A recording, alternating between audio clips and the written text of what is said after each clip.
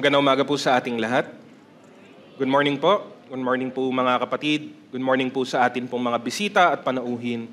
Sa atin pong mga seniors na nasa ibaba po.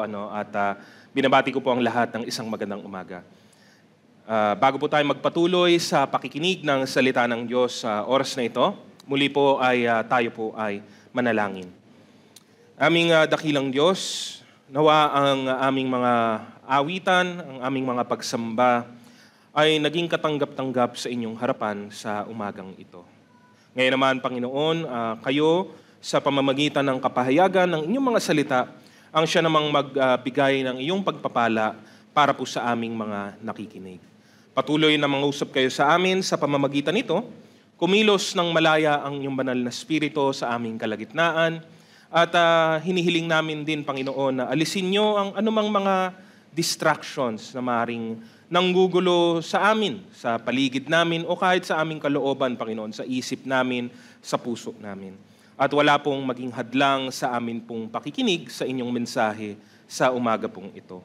Gamitin niyo po ako bilang inyong tagapagsalita, Panginoon, at maipahayag ng buong liwanag ang inyong kalooban at ang inyong kadakilaan sa umaga pong ito. At nawa, higit sa lahat, matapos nito ang bawat isa ay mapakilos at kaming lahat ay sumunod sa inyo ayon po sa inyong kalooban.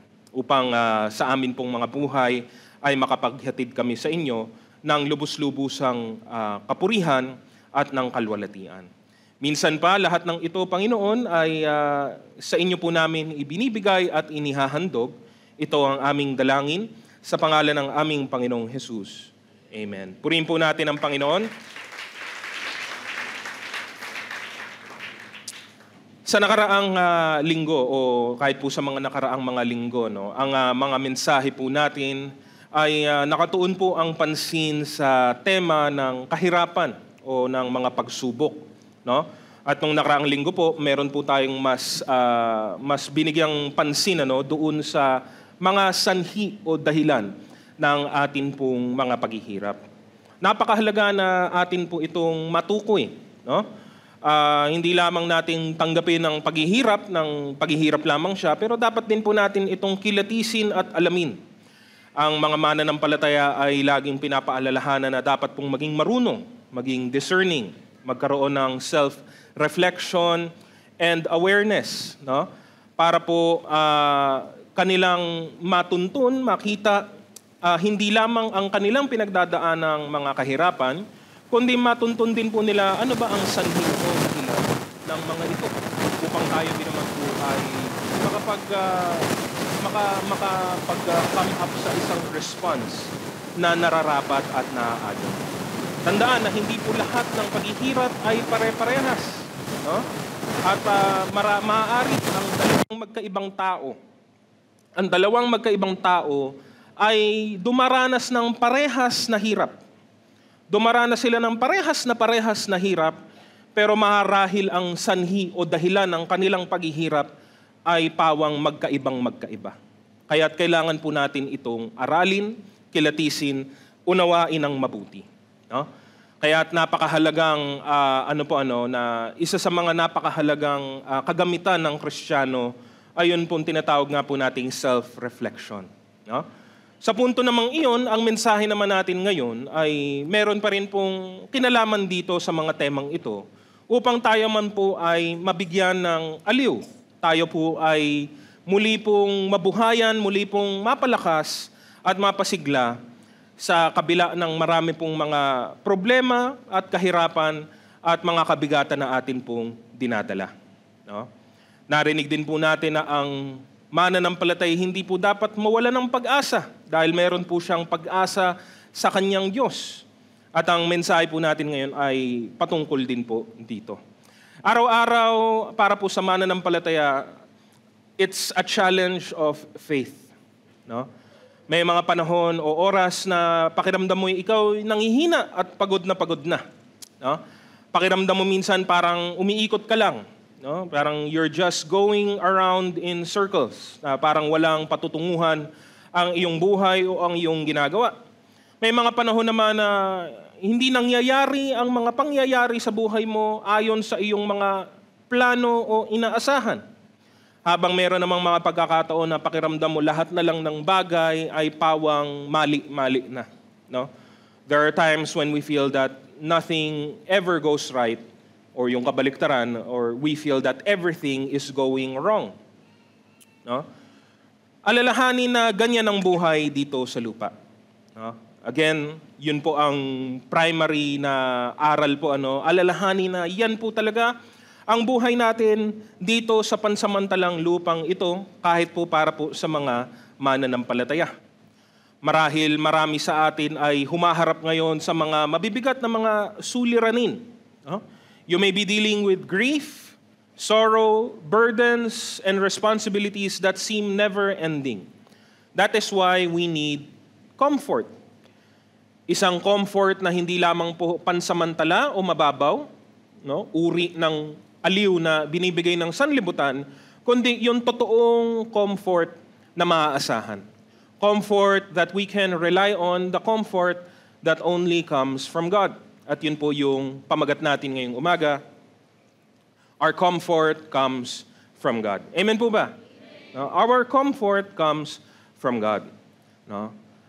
Mga kapatid, alalahanin natin na anuman ang atin pong kalalagayan o sitwasyon, kahit mukhang wala na pong liwanag sa dulo ng napakadilim na tunnel po, alalahanin natin kung sino ang Diyos. Sino ang Diyos? Sino siya sa buhay po natin at ano ang kanyang mga ginawa na? Ano ang kanyang mga ginagawa pa? At alalahanin din natin ano ang kanyang kayang gawin. The God who created the heavens and the earth is in control, and those who trust in Him will never be ashamed or disappointed. Atin pong tukuyin ngayon sa mensahe ang bahagi po ng lumang tipan at kung paano po hinarap ng Diyos ang bansa pong Israel. No? Alalahanin po natin, generally speaking, that much of Israel's problems, their suffering, their hardship, was brought about by their rampant disobedience and rebellion against God. Again, kaya nga mahalaga, bakit ka naghihirap? Isa sa mga napakahalagang tanong na dapat mo pong masagot ng totoo. No, don't settle for a superficial answer. You really have to know the source, yung ugat po nito. And for Israel, 99% ng kanilang hirap ay self-inflicted. Kagagawan din po nila. Meron pong batas ang Diyos, meron pong tipanan ang Diyos sa kanila, and they were time and time again disrupting it, disobeying it, and rebelling against God. Yet sa kabila ng kanilang mga naranasang hirap, dahilan ng pagdidisiplina ng Diyos sa kanila, God showed that He is still a God of mercy, of grace, and compassion. Yes, they suffered the consequences of their sin, but God did not allow them to be utterly destroyed. Yun po yung isang mahalagang punto ng pagdidisiplina ng Diyos. Kasi kung gugustuhin lang ng Diyos talagang patayin na sila, patayin ng Diyos ang sino mang tao, magagawa naman po ng Diyos yun. Di po ba? Kung gustong tapusin o wakasan ng Diyos ang isang linya, ang lahi, ang bansa, at ginawa na po ng Diyos ito sa maraming pagkakataon. And yet, sa kabila ng pagre-rebelde ng Israel, God still showed restraint towards them. At ito, ang bahagi nito, ang bahagi ng kasaysayang ito, ang siyang nagiging salamin para po sa atin ngayon, para po sa buhay nating mga mananampalataya sa kasalukuyang panahon. No? Many of us experience suffering. No? Many of us maybe are currently suffering today. Hindi po natin alam, hindi ko po alam. Hindi po ba marahil hindi po alam ng iyong katabi na ikaw pala ay namumroblema at meron pong kabigatan. No? Kaya nga, alalahanin po natin ang sinabi po ni Apostol Pedro po sa unang Pedro, Kabanata 1, 5-7. Sapagkat kayo'y sumasampalataya, iingatan kayo ng kapangyarihan ng Diyos habang hinihintay ninyo ang kaligtasang iyan na ihahayag sa katapusan ng panahon. Amen po ba? Maganda po yan, pero yung kasunod po, ito'y dapat ninyong ikagalak kahit na maaaring magdanas muna kayo ng iba't ibang pagsubok sa loob ng maikling panahon. Ang gintong nasisira ay pinaparaan sa apoy upang malaman kung talagang dalisay. Gayun din naman ang inyong pananampalataya na higit na mahalaga kaysa ginto ay pinaparaan sa pagsubok upang malaman kung ito'y talagang tapat. Sa gayon, kayo'y papupurihan, dadakilain at pararangalan sa araw na mahayag si Hesukristo. Again, suffering is expected, it is normal, it is usual, nothing out of the ordinary. In another place, Peter clarifies na ang suffering dapat, at least ng mananampalataya, ay gawa ng kanyang pagiging masunurin sa Diyos. No? Huwag na huwag maghirap o magdusa ang sino mang mananampalataya dahil sa kanyang kasalanan. No? Because that's hindi po kasama yon, kasali yon sa encouragement na binibigay ng salita ng Diyos para po sa atin. Again, we need to be discerning, first of all, why? Why are we experiencing these things? And then we can respond appropriately. No? Of course, as I have said earlier, the context of our suffering or hardship today are all different and numerous. Maaari nga na parehas ang iyong pinagdadaanan na problema sa ibang tao, ngunit ang dahilan ay magkaiba. Whatever the problem, we have a God who has given us salvation. Binigyan niya tayo ng kaligtasan, at hindi lang po ito, binibigyan niya tayo ng patuloy na pagmamalasakit at pag-aaruga. God saved us, but God still continually supports us, strengthens us, guides us, and yes, comforts us. Kung ano ang kapahayagan ng salita ng Diyos ukol sa kasaysayan ng Israel ay para po tayo mapaalalahanan at mapalakas ngayong umagang ito. Tingnan po natin yung isang specific period ng panahon ng propeta na si Isaias. Number one, what was the situation during this time? The prophet Isaiah, hindi naman sa paraang hindi naman po sobrang in-depth po, was a prophet during the time of kings. The book of Isaiah is well known not because of the prophet himself. Yung propeta mismo, hindi natin siya masyadong kilala. Wala masyadong impormasyon mismo patungkol sa kanya, sa kanyang buhay, ngunit kilalang ang kanyang aklat mismo dahil sa mga propesiyang ipinagkaloob ng Diyos para kanyang ipahayag. Is Isaiah prophesied during the time of the divided kingdom. Nahati po ang bansang Israel sa dalawa after ni King Solomon. And it became the northern kingdom of Israel, pa rin ang nanatiling pangalan, while the southern kingdom, yung tinaguri ang mabuting kaharian, was called Judah. Technically, it's still Israel, pero nahati lang po sa dalawa, kaya't may dalawang set po ng mga hari pag tinignan niyo po ang kasaysayan. And lagi ang reminder po doon, yung north, wala pong naging mabuting hari. Ni isa wala po. Talagang wala po talaga. While the southern kingdom of Judah ay roller coaster. Mabuti, masama, mabuti, masama, mabuti, masama, masama, masama, mabuti, masama. Lagi pong nagba-back and forth yung dalawa. Isaiah was to prophesy in the southern kingdom of Judah. But all was not well during this time. The time of the kings were ending, at least the kings of Israel were ending. And God spoke to Isaiah to prophesy for the nation. What was the prophecy? What were the prophecies of Isaiah concerning the nation? Letter A, it was the judgment of the Lord. Hatol po ang mensahe po ng propetang Isaias. Isaiah prophesied the destruction of Israel for a number of years. Kung babasahin po mismong aklat nito, the first 39 chapters. Mahaba, isa po ang kilala din po ang Isaiah because it's one of the longest books of the Old Testament. The first 39 chapters was the judgment, the warning of what was coming because of the sin of the people. They had continually rebelled against God, and now ito na po yung consequence ng kanilang kasalanan. Ilan pong mga talata lamang po bilang context po, no? Sa Isaiah chapter 1:1-4, ang sabi po, ang aklat na ito ay naglalaman ng pangitain ni Isaias na anak ni Amos tungkol sa Juda at sa Jerusalem noong panahon ng paghahari sa Juda ni na Uzzias, Jotam, Ahaz at Hezekias. Makinig ang kalangitan, gayon din ang kalupaan, sapagkat si Yahweh ay nagsasalita. Pinalaki ko't inalagaan ang aking mga anak, ngunit naghimagsik sila laban sa akin. Nakikilala ng baka ang kanyang Panginoon at ng asno kung saan siya pinapakain ng kanyang amo. Ngunit hindi ako nakikilala ng Israel. Hindi ako nauunawaan ng aking bayan.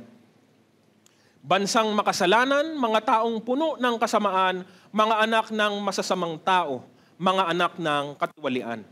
Itinakwil ninyo si Yahweh, nilait ang banal na Diyos ng Israel, at pagkatapos ay tinalikuran ninyo siya. Matindi po yung pronouncement ng Panginoon, ano? Sa unang 4 na talata pa lamang po ng libro. No? At tingnan po natin yung dulo, verse 30-31, chapter 1 pa rin po. Makakatulad ninyo yung mga nalalagas na dahon ng puno at halamanang hindi na nadidilig. Ang malalakas na tao ay matutulad sa mga tuyong kahoy, mga gawa nila ay madaling magliliyab, parehong matutupok sa apoy na walang makakapigil. No? Again, the illustration, the imagery of a nalalantang halaman, damo o puno. At wala po, pagka tuyong-tuyo po ang mga dahon o kahit ang kahoy po, napakadali po nitong masunog o magliyab. No? The judgment against the nation included Babylon. Kasama na po yun dito. No? Ito na po yung advance warning ng Panginoon sa mangyayari in the near future. No? Using Babylon as an instrument against Israel, no? Who would lead their armies against Judah until they have laid siege to the whole city. Matindi po. Killing most of the people, destroying the temple, the great temple of Solomon, ransacking it, and taking all of its treasures to their pagan houses. No? Sabi po sa chapter 39, verse 5-7, dahil dito'y sinabi ni Isaias, pakinggan ninyo ang ipinapasabi ni Yahweh na makapangyarihan sa lahat. Darating ang panahon na ang lahat ng ari-arian ninyo, pati ang tinipo ng inyong mga ninuno ay dadalihin sa Babylonia. Walang matitira sa mga iyon. Pati ang iyong salinlahi na ipapanganak pa lamang ay dadalhin sa Babylonia at gagawin nilang mga eunuko sa palasyo ng hari. Huh? Taking their riches, taking captives, leaving thousands of Jews in exile and leaving Jerusalem in ruins. This would mark the start of the Babylonian captivity or exile, and according naman po kay Jeremiah, it would last them for 70 years. But again, during the time of Isaiah, ito'y malayo pa po, malayo-layo pa po. No? The judgment of the Lord had not yet come, but it was coming soon. Pag binilang po yung mga taon, I think the estimate is Isaiah's prophecies were a good 100 years in advance. Hindi po to 10 years away, 20 years away. It's 100 years. A generation away. No? Pero ganun pa lang kaaga, pinahayag na ng Diyos ang kanyang kalooban, ngunit alam natin hanggang sa panahon ni Jeremiah, wala pong nagbago, wala pong nangyari. No? They would suffer the consequences of their sin. Maaari nating masabi na ang mga tao ang buong bayan ng Israel ay wala pong concern sa mga sinasabi po ni Isaias. Nothing happened. No change happened. No, wala pong nangyari, wala pong pagbabago, wala pong pagsisisi na naganap sa mga panahon pong ito. No? And again, sa atin pong mensahe, gusto po nating makita yung nangyari nga po ito. No? We're talking about Isaiah, pero we know for a fact that this Babylonian captivity happened and the effects were really devastating. No? Sa kabila nito, letter B, there was the compassion of the Lord. No? But still, God was compassionate with His people. So, nagsimula po ng chapter 40 at ang mga sumunod na kabanata dito, it was a new section with a new tone. Inaiba po ang tono ng mga kabanata pong ito. These words were not given for those who were living in Israel during this time, but these were the words given to those people who would have suffered during the time of Babylon. No? Ito po'y sinulat para doon sa mga taong maiiwan, matitira at mabubuhay sa panahong sila ay nasa gitna na po ng kahirapan. It was a section written to a situation of extreme difficulty. Again, hindi pa po ako personal nakaranas ng ganitong tinding kasawian o hirap. I can only imagine. No? The devastation, the loss, the hopelessness of that time. No? And in a way, ang alalahanin po natin, kung ikaw ang pinanganak sa panahong na malapit na po sa panahon ng pananakop ng Babylonia, ano bang alam mo? I mean, may alam ka, may idea ka siguro sa mga bagay na ito, but I don't know if you would truly or fully understand the context of what was happening to you. Di po ba?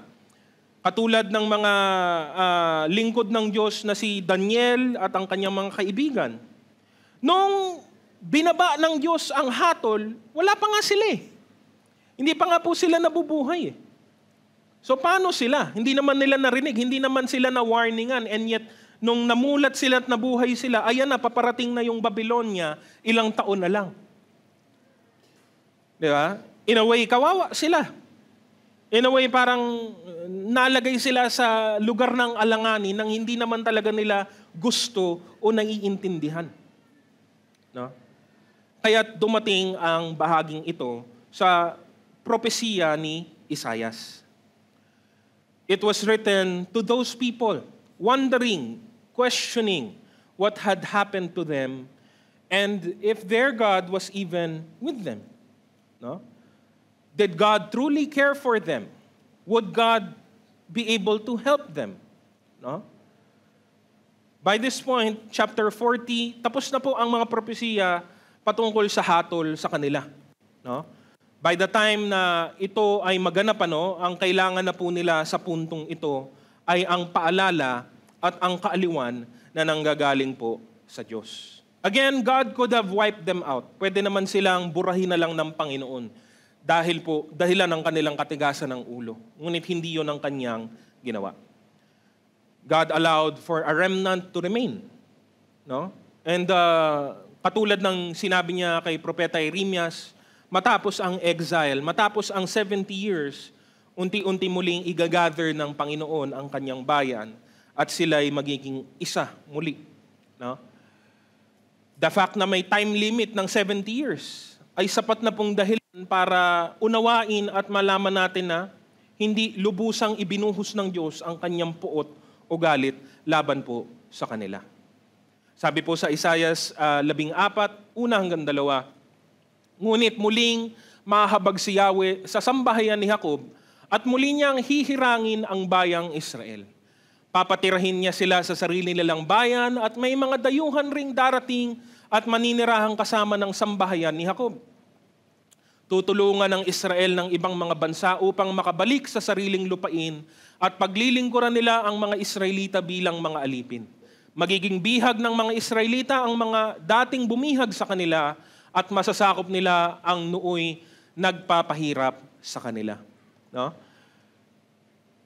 God wanted to reassure them that even this will come to pass. Matatapos din ang panahon ng mga paghihirap na ito, no?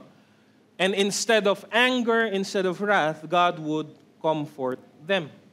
Kaya't yun po yung context ng chapter 40, verse 1 and 2. Ang sabi naman po dito, aliwin ninyo ang aking bayan, sabi ng Diyos, aliwin ninyo sila. Inyong ibalita sa mga taga-Jerusalem, tapos na ang kanilang pagdurusa sapagkat nabayaran na nila ng lubos ang kasalanang ginawa nila sa akin. No? Again, we're talking about earthly consequences here. No?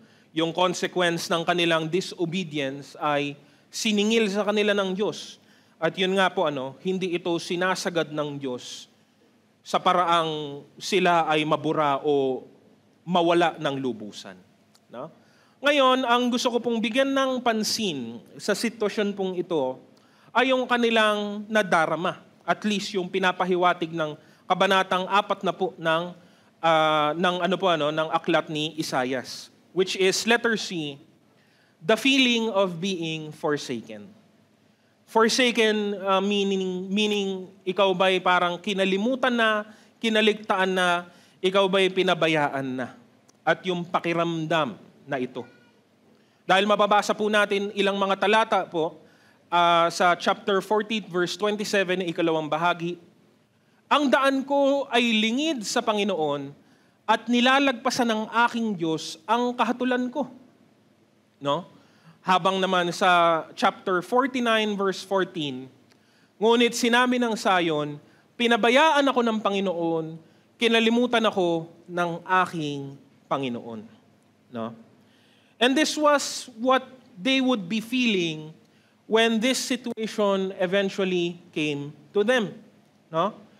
Dahil sa lubusang paghihirap at pagdurusa po nila, mararamdaman nila na parabang iniwan na sila ng Diyos. Mararamdaman nila na parabang hindi na nakikita o wala nang pakialam ang Panginoon sa kanilang mga karanasan, sa kanilang mga pagdurusa. Na parabang bulag ang Diyos.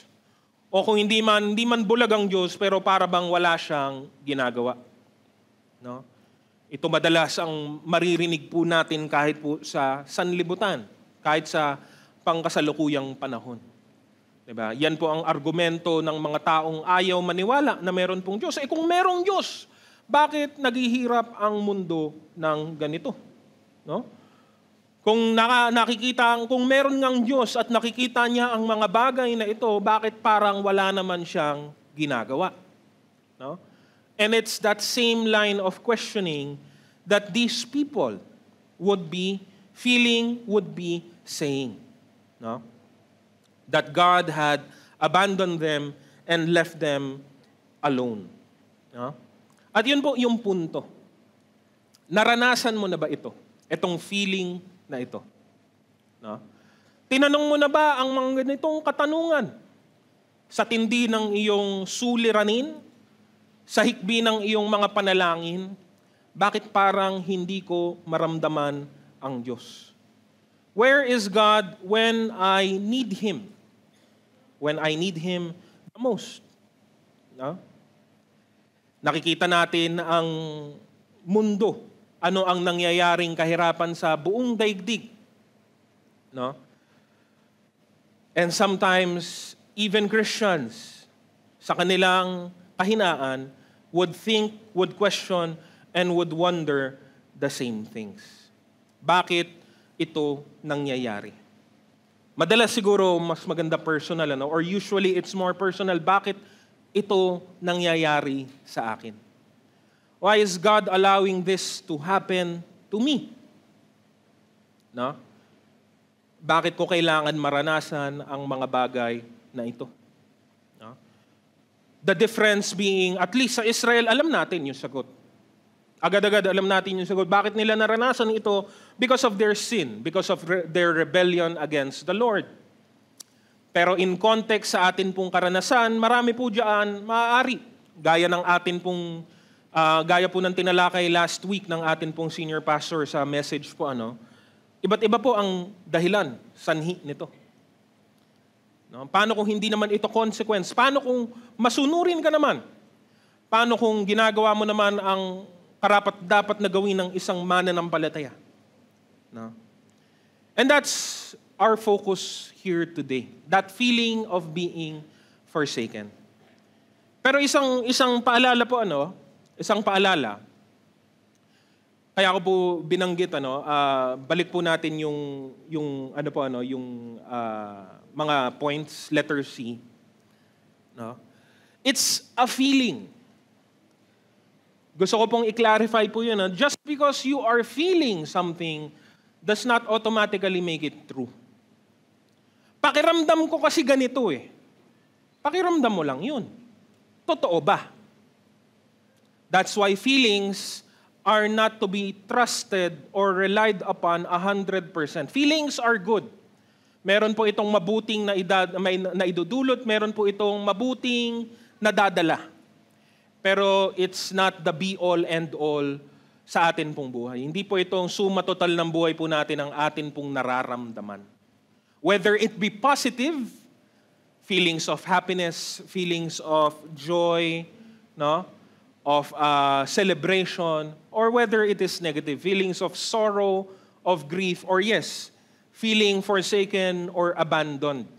No? We have to clarify, first of all, to ourselves. Nararamdaman mo yan, yes. No? Nararamdaman mo yun. Walang makakaagaw nun sa'yo. Nararamdaman mo yun eh. Pero kahit yung nararamdaman po natin, kailangan nakasalig po sa katotohanan. Nakasalig po sa realidad ng totoong buhay. No? Kasi minsan ba o madalas? Baka ngayon sa panahon po natin, mas magandang gamitin ang madalas. Madalas po kasi meron pong nagiging disconnect. No? Na ang nararamdaman natin ay hindi naman po talaga angkop o naaayon sa aktual na sitwasyon po natin. No? Sasabihin ng taong habang maraming nagmamahal sa kanya, sasabihin niya, wala namang nagmamahal sa akin. Sasabihin ng tao, habang tinutulungan siya ng iba, wala namang tumutulong sa akin. Sasabihin ng tao, habang may nagmamalasakit sa kanya, wala namang nagmamalasakit sa akin. Just because you're feeling this way, or that way, or a certain way, does not mean it is automatically true. We could be feeling this way sometimes. Pero yun nga ang purpose ng mensahe natin ngayon, atin pong suriing mabuti ang atin pong nararamdaman. The fact is, at least for the example of Israel, those feelings were real. They were coming from a real place. Sabi ko nga po, yung devastation na nangyari sa kanila ay totoo at marahil marami po sa atin, kundi man lahat tayo ay hindi pa naranasan ito sa buhay po natin. Ang sakupin ang bansa, patayin ang napakaraming tao, mga mahal mo sa buhay, nakawin ang lahat ng inyong mga ari-arian at bihagin ka at dalhin sa ibang bansa.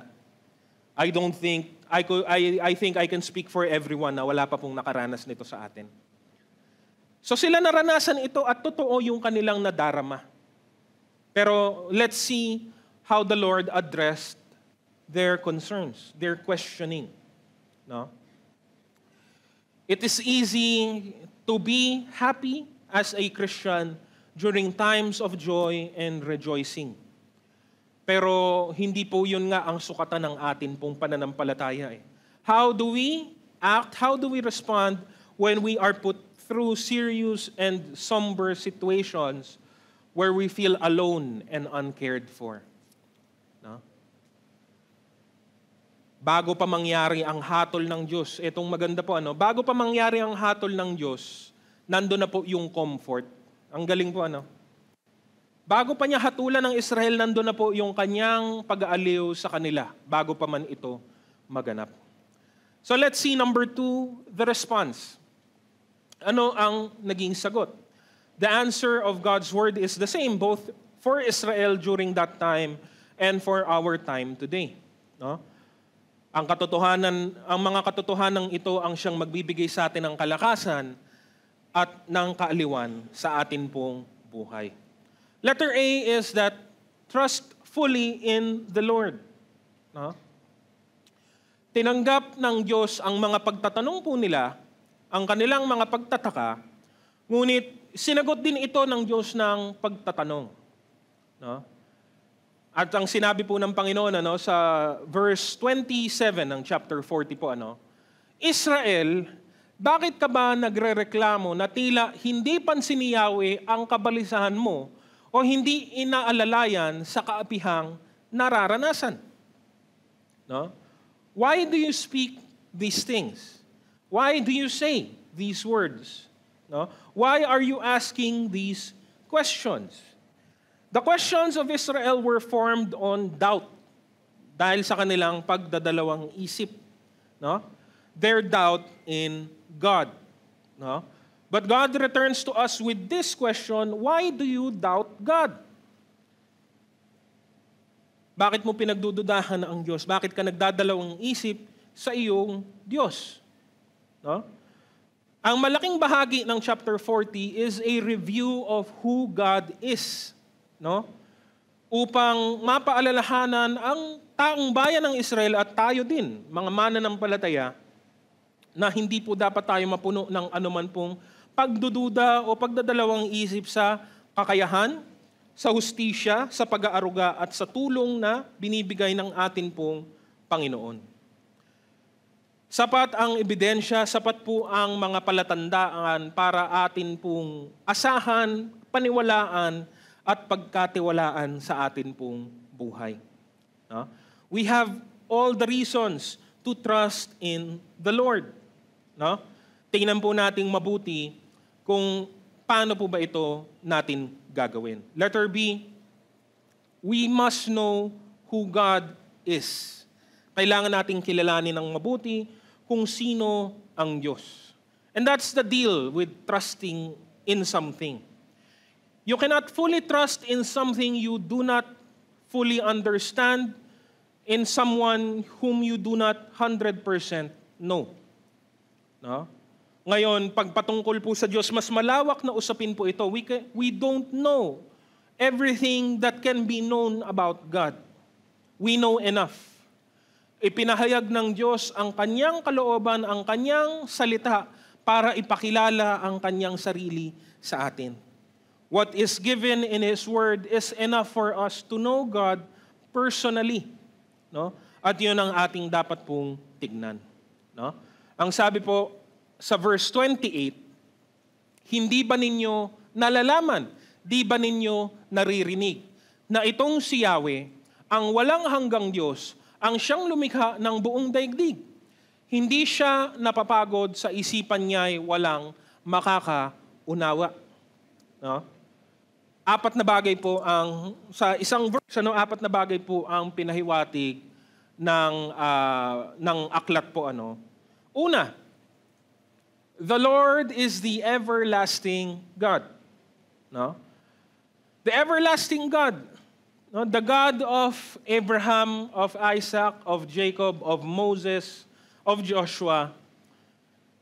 Mas malapit sa panahon ng Israel, of David, of Solomon. He is the God who is everlasting. Wala po siyang hanggan. Wala po siyang simula. Wala po siyang katapusan.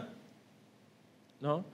Your God is not so small na pwede mo po siyang i-contain, na pwede mo po siyang ikahon. He is an everlasting God. Bago ka pa nalikha, nandyan na po siya. At matagal ka nang wala, nandyan pa rin po siya. Yun po ang Diyos na kumikilos sa buhay po natin. No? Was He able to help those servants of His in the old days? Yes. Did He keep His promises to His servants? Yes. No? Was He able to help them, to mold them, to guide them? Yes. And He is still able to help us even until today. Will He be able to help us in the future, whatever may happen? Yes, because He is everlasting. No? Ang Diyos ng walang hanggan. No? And ang hirap po nun, ang hirap pong, totoo lang, napakahirap po i-grasp ng bagay na infinite. Kasi hindi naman talaga natin nauunawaan ng lubusan. Naintindihan lang natin yung definition. No? Pag sinabi mong walang hanggan, walang katapusan. Pero to have a God that is everlasting and eternal, no? Hindi siya katulad natin. Hindi siya katulad ng tao. Iba ang atin pong Panginoon. Number 2, the creator of the ends of the earth. No? Ang lumikha ng lahat ng bagay. Not only is He creator, He is also master of all. Siya ang lumikha, siya din ang namamahala sa lahat ng bagay. No? Whether seen or unseen, walang anumang bagay na hindi po napapasailalim ng kanyang kapangyarihan. No? What do you think? Or do you think there is any issue, any problem that we can have, no, na hindi po alam ng Diyos, na hindi po alam sagutin ng Diyos, na hindi po alam harapin ng Diyos? Siya na lumikha ng lahat ng ito galing sa wala. Ang siyang Diyos po nating inaasahan. No? Number 3, He is a God that does not grow faint or weary. Hindi siya napapagod.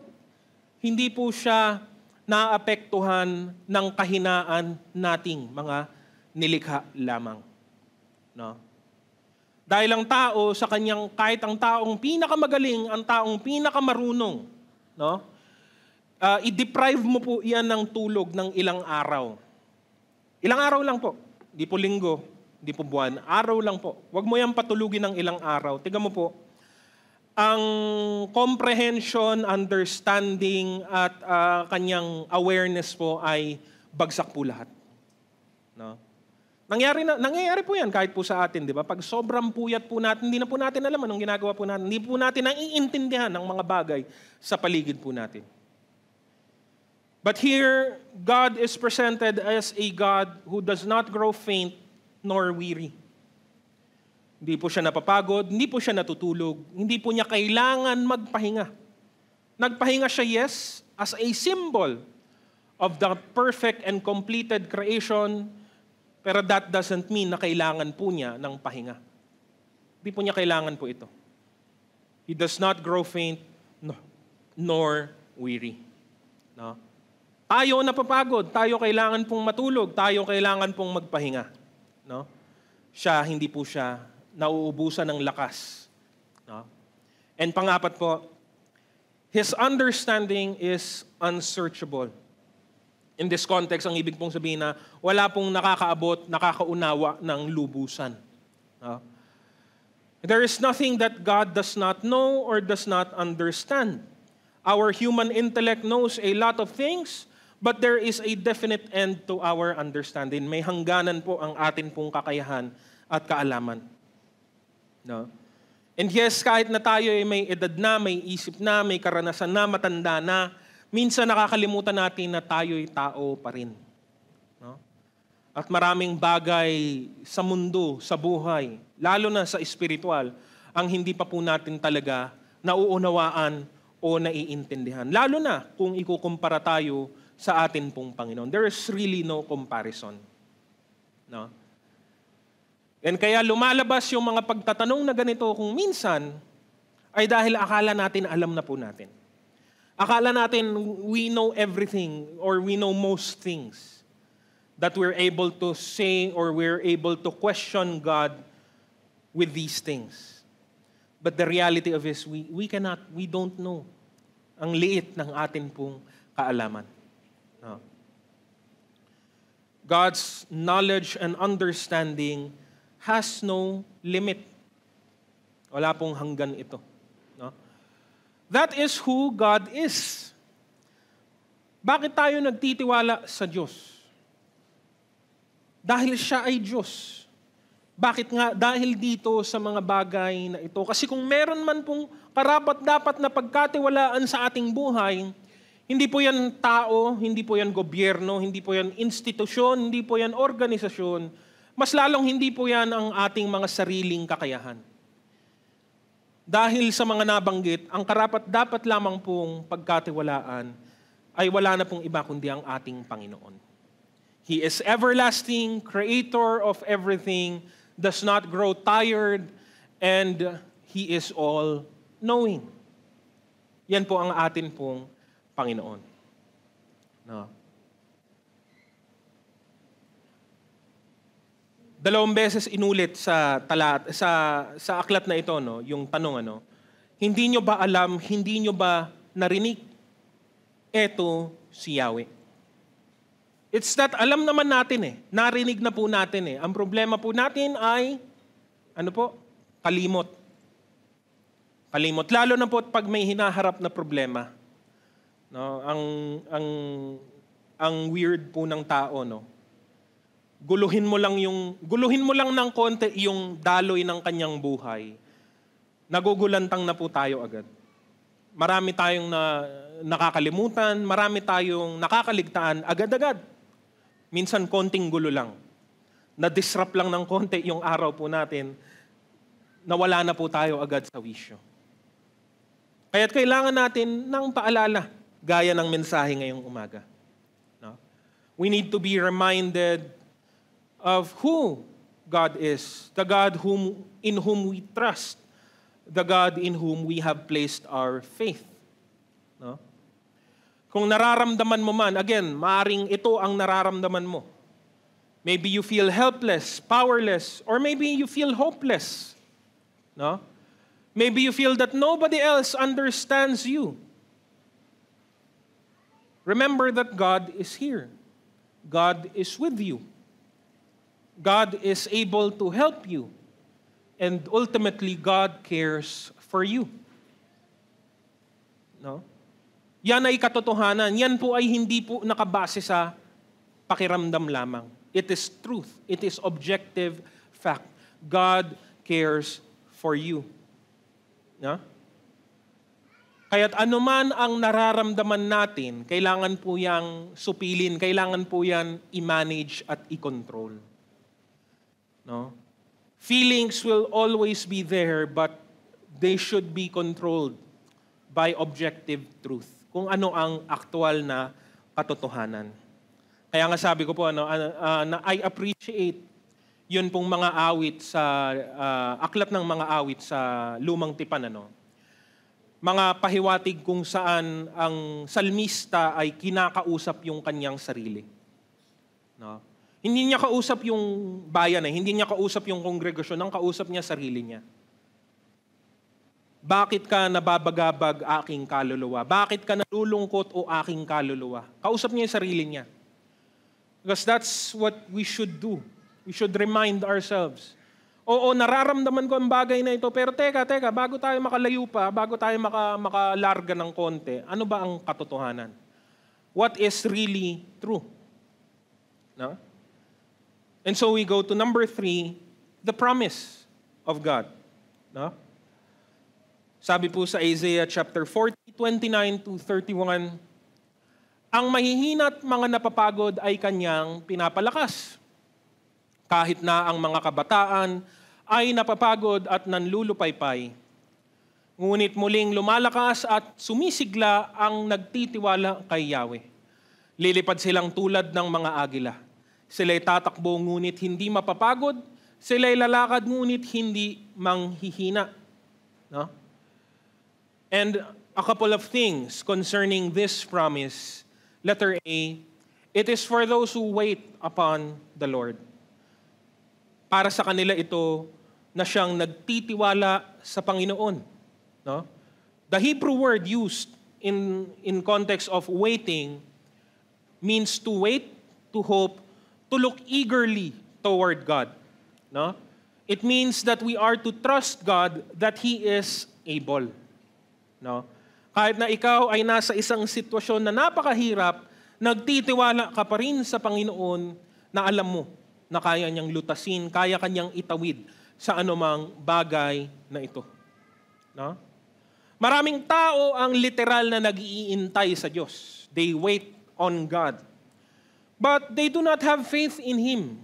And that's useless. Wala pong kwenta ang gawaing ito. It is not the same. To wait on God is to believe in Him, to trust in Him. May requirement po, and the requirement is faith. No? It makes us take the first step into trusting God. No? To rely upon His care and to believe in His promises. Ano? Kaya nga po pangako Kaya nga po pangako, bakit po? Kasi hindi pa po tinutupad No? Kung sinabi ng Diyos at ngayon din nangyari, hindi na po pangako yun. That's a statement or that's a declaration. A promise is something that needs to be kept. Ang kagandahan po sa Biblia, sa salita ng Diyos, napakarami na po nating evidence that God keeps all His promises. Tayo mismo naranasan na po natin kung paano tinutupad ng Diyos ang kanyang mga pangako. At yun man ay sapat ng ebidensya, sapat ng paalala na hindi kanya pababayaan. No? And again, that's where the waiting part comes from. We must wait until God acts or calls on us to act. No? Ang kalaban po dito ay sometimes impatience. No? Kasi maraming beses pinapangunahan ng tao ang kalooban ng Panginoon. No? Ang susi po ay pagtitiwala sa Diyos. When you trust God, you take every matter, every problem, every hardship, every issue, you take it and you leave it in the hands of God. Hindi ibig sabihin wala ka nang gagawin. Hindi ibig sabihin uupo ka na lang sa isang tabi. Hindi po. Ibig sabihin aasahan mo at aabangan mo kung ano ang pagtugon ng atin pong Panginoon. Ang sabi nga ni Apostol Pedro bilang paalala, sabi po sa unang Pedro, Kabanata 5, 6 hanggang 7. Kaya nga pasakop kayo sa kapangyarihan ng Diyos at dadakilain niya kayo pagdating ng takdang panahon. Pagkatiwala ninyo sa Kanya ang inyong mga alalahanin sa buhay sapagkat Siya ay nagmamalasakit sa inyo. Punto po ang act of entrusting to God is something that needs to be done. Hindi po siya automatically nangyayari. Kailangan mo siyang gawin actively, consciously. Kailangan i-desisyon mo na ito ay ipinapaubaya mo sa atin pong Panginoon. Ang isa pa ay hindi natin talaga nauunawaan ng lubusan ang timetable ng Panginoon. God's timing is perfect, but we don't know God's timing, so we don't know. And sometimes that's frustrating for us. Lalo na po yung mga tao na rigid po talaga pagdating sa scheduling at sa oras. Marami po sa atin na ganyan. Gusto natin nakatakda na, gusto po natin lahat nakalista na, no? Well, nakatakda na ang lahat ng bagay. Nakalista na to sa listahan ng Diyos. Ang problema, hindi po niya ito pinakita sa atin. So what must be done? Magreklamo, mag-complain? Hindi po. Magtiwala ka sa Diyos na nakatakda na ang lahat ng bagay. Kahit na hindi mo alam kung kailan o kung papaano talaga ito mangyayari, magtiwala ka na Siya ay kikilos. Paalala din po ito ni Apostol Pedro. Sa 2 Pedro naman po, Kabanata 3, 8 hanggang 9. Sabi po niya,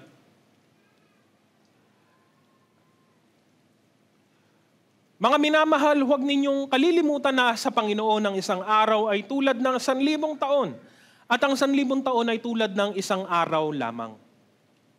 Ang Panginoon ay hindi nagpapabaya sa kanyang pangako gaya ng inaakala ng ilan. Hindi pa niya tinutupad ang pangakong iyon alang-alang sa inyo. Binibigyan pa niya ng pagkakataon ng lahat upang makapagsisi at tumalikod sa kasalanan sapagkat hindi niya nais na may mapahamak. Dito yung pangako. In context po, yung pangako na tinutukoy po kasi dito ni Apostol Pedro ay yung pagbabalik ng Panginoon. Kasi yun yung complaint During the time that Peter wrote these letters, medyo tumitindi, kumakapal na po yung persecution. No? Kaya nga ang dami pong tema ni Apostol Pedro patungkol nga sa paghihirap. Kasi persecution ay malakas na by this point. So ang pakiramdam ng mga mananampalataya ng panahong ito, bakit hindi pa bumalik ang Panginoon? Bakit kami naghihirap ng ganito? Bakit kami dumaranas ng ganito? Bakit hindi pa niya kami sunduin? At ito po yung context na iyon. No? Yes, tutuparin ng Diyos. Babalikan niya tayo. He is coming soon. Pero meron pong paglilinaw na binigay. Kasi pag bumalik na agad ang Diyos, wala na, tapos na po. Wala na po second chance para sa maraming ibang tao. Kung bumalik ang Diyos ng panahong iyon, wala ni isa man po sa atin ngayon ay nakakilala sa Diyos at nakalasap ng buhay na walang hanggan. Kaya yan po yung kanyang sinabi. Binibigyan pa niya ng pagkakataon ng lahat upang makapagsisi at tumalikod sa kasalanan sapagkat hindi niya nais na may mapahamak. God knows what He is doing. God knows His plan, His steps. He has decreed it from eternity past. No? Wala pong makapagbabago nito. Siya ang Diyos na may akda ng lahat ng bagay. Kaya naman, letter B, God's help will come without fail. No? The world, this world, created by God is beautiful and inspiring. But this world, even though created by God, is only just temporary. Everything will fade away. At yan po ay binanggit ni Isaias sa chapter 46-8. Sabi po niya, magpahayag ka, ang sabi ng tinig. Ano ang ipahahayag ko? Tanong ko. Sumagot siya, ipahayag mong ang lahat ng tao ay tulad ng damo. Ang kanyang buhay ay tulad lamang ng bulaklak sa parang. Natutuyo ang damo, kumukupas ang mga bulaklak kapag sila'y mahipa ng hangin mula kayawi. Tunay ngang ang tao ay tulad ng damo. Oo, ang damo'y nalalanta at kumukupas ang mga bulaklak, ngunit ang salita ng ating Diyos ay mananatili magpakailanman. The Word of God will stand forever. His promises have stood the test of time and time and time and time again. No? We are reminded of His faithfulness, of His goodness. God will help us. God's help will come without fail. And remember, maybe not on our terms, not the way in we expect it, maybe not with our own timing or our own timetable or schedule, but it will come when we need it the most. God will help us when we need it the most. He is reliable and dependable in all times, in all places, no matter how difficult the situation may be. No? Hindi man po natin alam ang lahat ng mga plano at layunin ng Diyos, tayo ay nabibigyang kaaliwan sa katotohanan na naririnig niya tayo, nagmamalasakit siya para sa atin, at tunay na ang nais niya ay ang pinakamabuti para sa atin. Pinakamabuti, hindi lang basta-basta mabuti. Yung pinakamabuti para sa atin, para din po, sa dulo nito ay malugod din po siya sa ating kalagitnaan. No? Ikaw ba ay napapagod? Ikaw ba ay nanghihina? No? Ang sabi po kanina sa verse 29, no? Ang mahihina at mga napapagod ay kanyang pinapalakas. Kahit sa pinaka-maayos, sa pinaka-ideal na araw natin, no, sa pinaka-masaya at pinaka-best day natin, pwede pa rin po tayong mag-fail. Maaari pa rin po tayong mapagod at manghina. Alam niyo po yon, yung nangyari na po ba sa inyo, I hope na wag mangyari sa inyo, pero kung nangyari na sa inyo, you know what I mean, yung ang saya-saya mo, buong araw you have accomplished so much, no? Parang walang makakabasag ng mood mo. And yet pagdating mo, bago man lang matapos ang araw, hindi ka pinalagpas, ano? Darating ang malubhang trahedya o problema. At yung masaya mong pakiramdam ay agad-agad na ubos at naglaho. Have you experienced that? I think marami sa atin nakaranas na po nun. That's how weak we are. Ganun po tayong kahina kasi. Kaya't hindi po dapat nating asahan ang ating sarili, asahan po natin ay ang ating Diyos. Ang Diyos na hindi po napapagod o nanghihina, ang Diyos na laging nariyan, ang Diyos na walang hanggan, ang Diyos na pinagmumulan ng lahat ng ating pag-asa. Ano man ang nararamdaman mo, totoo, nararamdaman mo yon. Pero lalahanin mo ang katotohanan, higit doon sa iyong pakiramdam. Huwag kang madaig ng pakiramdam mo, no? Na ngayon ay nasa taas, bukas ay nasa baba, bukas ay nasa tabi, at iba pa. Pakiramdam lang po yon. Pagkatiwalaan po natin kung ano ang katotohanan. No? Sila na mga nagtitiwala sa Diyos ay hindi po mabibigo kahit kailan.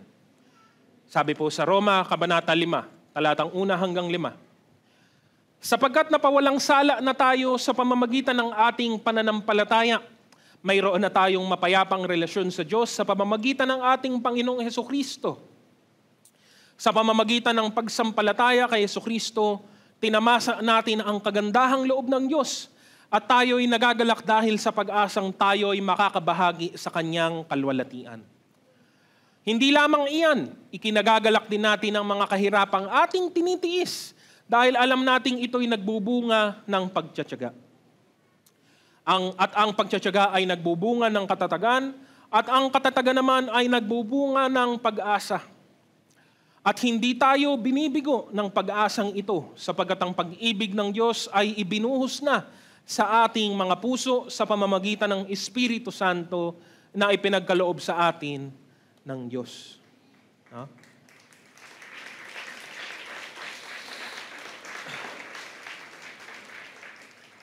Ulitin po natin yung tanong, nasaan ang Diyos nung kailangan ko siya?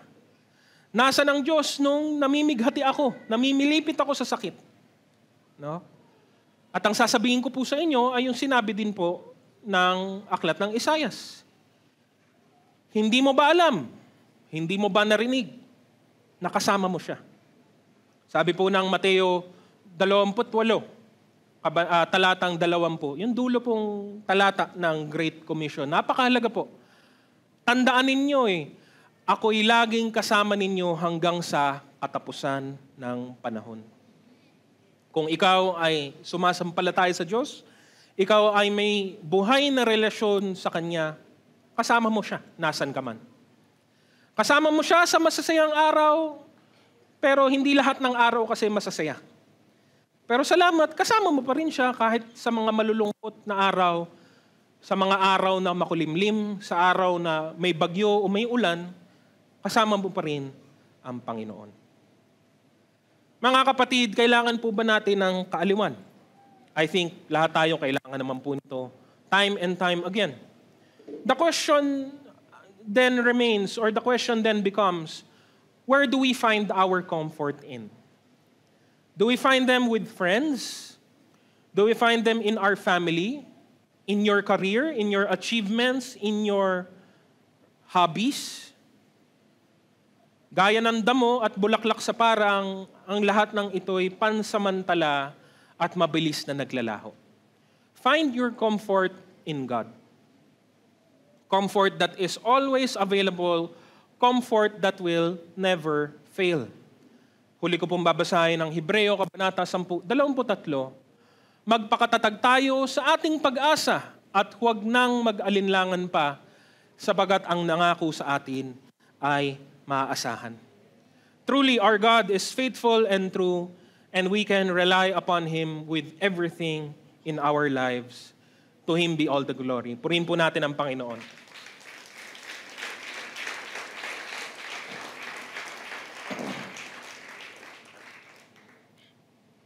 Inaanyahan ko po ang bawat isa na tumayo na po at dito po nagtatapos ang atin pong gawain. Tayo po ay manalangin.